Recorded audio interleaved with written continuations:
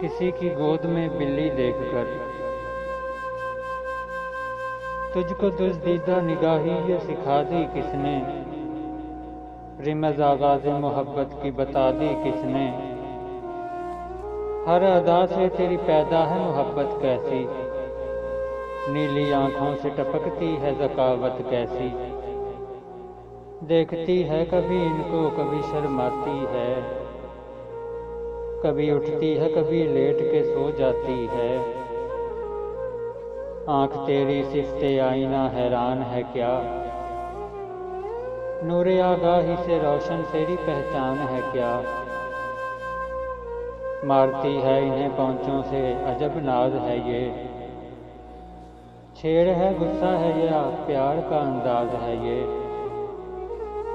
شوق تو ہوگی تو گودی سے اتاریں گے تجھے، گر گیا پھول جو سینے کا تو ماریں گے تجھے، کیا تجسس ہے تجھے کس کی تمنائی ہے، آہ کیا تو بھی اسی چیز کی سودائی ہے، خاص انسان سے کچھ حسن کا احساس نہیں، صورت دل ہے یہ ہر چیز کے باطن میں مقیم، شیشہ دہر میں مانند میں ناب ہے عشق، روح خورشید ہے خون رگ مہتاب ہے عشق، دل ہر ذرے میں پوشیدہ کسب ہے اس کی، نور یہ وہ ہے کہ ہر شے میں جھلک ہے اس کی، کہیں سامان مسرت کہیں سازے غم ہے، کہیں گوہر ہے کہیں اشک کہیں شبنم ہے۔